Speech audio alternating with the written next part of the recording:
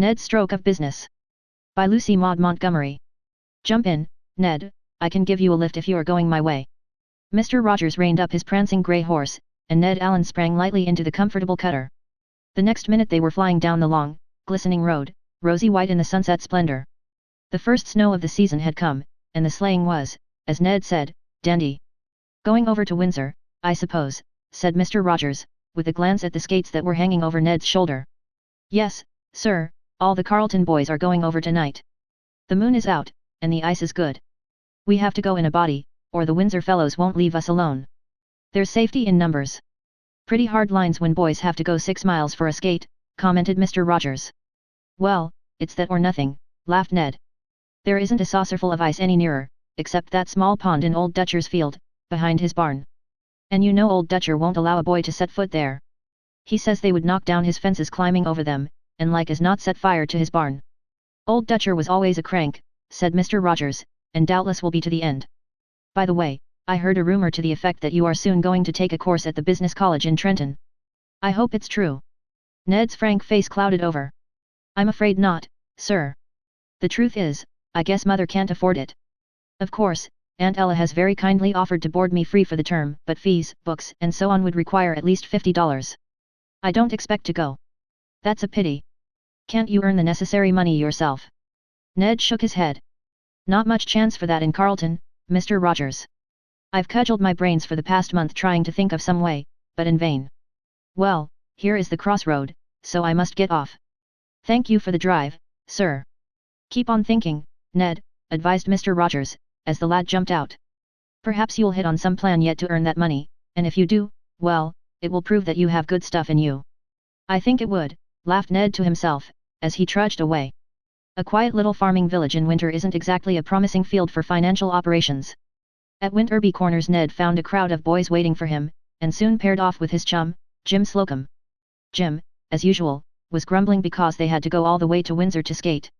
Like as not we'll get into a free fight with the Wynsorets when we get there, and be chevied off the ice, he complained. The rivalry which existed between the Carlton and the Windsor boys was bitter and of long standing. We ought to be able to hold our own tonight, said Ned. There'll be 30 of us there. If we could only get Old Dutcher to let us skate on his pond, said Jim. It wouldn't hurt his old pond. And the ice is always splendid on it. I'd give a lot if we could only go there. Ned was silent. A sudden idea had come to him. He wondered if it were feasible. Anyhow, I'll try it, he said to himself. I'll interview Old Dutcher tomorrow. The skating that night was not particularly successful. The small pond at Windsor was crowded, the Windsor boys being out in force and, although no positive disturbance arose, they contrived to make matters unpleasant for the Carltonites, who tramped moodily homeward in no very good humor, most of them declaring that, skating or no skating, they would not go to Windsor again.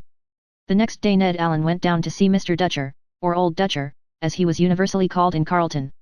Ned did not exactly look forward to the interview with pleasure. Old Dutcher was a crank, there was no getting around that fact. He had good days occasionally when, for him, he was fairly affable, but they were few and far between, and Ned had no reason to hope that this would be one. Old Dutcher was unmarried, and his widowed sister kept house for him. This poor lady had a decidedly lonely life of it, for Old Dutcher studiously discouraged visitors. His passion for solitude was surpassed only by his eagerness to make and save money. Although he was well-to-do, he would wrangle over a cent, and was the terror of all who had ever had dealings with him. Fortunately for Ned and his project, this did turn out to be one of Old Dutcher's good days. He had just concluded an advantageous bargain with a Windsor cattle dealer, and hence he received Ned with what, for Old Dutcher, might be called absolute cordiality. Besides, although Old Dutcher disliked all boys on principle, he disliked Ned less than the rest because the boy had always treated him respectfully and had never played any tricks on him on Halloween or April Fool's Day. I've come down to see you on a little matter of business, Mr. Dutcher, said Ned, boldly and promptly. It never did to beat about the bush with Old Dutcher, you had to come straight to the point. I want to know if you will rent your pond behind the barn to me for a skating rink. Old Dutcher's aspect was certainly not encouraging. No, I won't. You ought to know that. I never allow anyone to skate there. I ain't going to have a parcel of hooping, yelling youngsters tearing over my fences, disturbing my sleep at nights, and like as not setting fire to my barns. No, sir. I ain't going to rent that pond for no skating rink. Ned smothered a smile. Just wait a moment, Mr. Dutcher, he said respectfully. I want you to hear my proposition before you refuse definitely. First, I'll give you $10 for the rent of the pond, then I'll see that there will be no running over your fields and climbing your fences, no lighting of fire or matches about it, and no hooping and yelling at nights. My rink will be open only from 2 to 6 in the afternoon and from 7 to 10 in the evening. During that time I shall always be at the pond to keep everything in order. The skaters will come and go by the lane leading from the barn to the road. I think that if you agree to my proposition, Mr. Dutcher, you will not regret it. What's to prevent my running such a rink myself? Asked Old Dutcher gruffly. It wouldn't pay you, Mr. Dutcher, answered Ned promptly. The Carlton boys wouldn't patronize a rink run by you. Old Dutcher's eyes twinkled. It did not displease him to know that the Carlton boys hated him.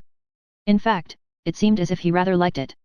Besides, went on Ned, you couldn't afford the time. You couldn't be on the pond for 8 hours a day and until 10 o'clock at night. I can, as I've nothing else to do just now.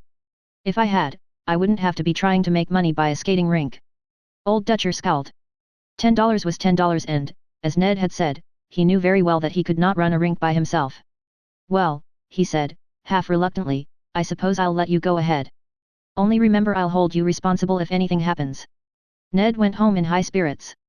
By the next day he had placards out in conspicuous places, on the schoolhouse, at the forge, at Mr. Rogers's store, and at Winterby Corners, announcing that he had rented Mr. Dutcher's pond for a skating rink, and that tickets for the same at 25 cents a week for each skater could be had upon application to him. Ned was not long left in doubt as to the success of his enterprise. It was popular from the start. There were about 50 boys in Carlton and Winterby, and they all patronized the rink freely. At first Ned had some trouble with 2 or 3 rowdies, who tried to evade his rules. He was backed up, however, by Old Dutcher's reputation and by the public opinion of the other boys, as well as by his own undoubted muscle, and soon had everything going smoothly. The rink flourished amain, and everybody, even Old Dutcher, was highly pleased. At the end of the season Ned paid Old Dutcher his $10, and had plenty left to pay for books and tuition at the business college in Trenton. On the eve of his departure Mr. Rogers, who had kept a keen eye on Ned's enterprise, again picked him up on the road. So you found a way after all, Ned, he said genially. I had an idea you would. My bookkeeper will be leaving me about the time you will be through at the college. I will be wanting in his place a young man with a good nose for business, and I rather think that you will be that young man. What do you say? Thank you, sir, stammered Ned, scarcely believing his ears. A position in Mr. Rogers's store meant good salary and promotion. He had never dared to hope for such good fortune.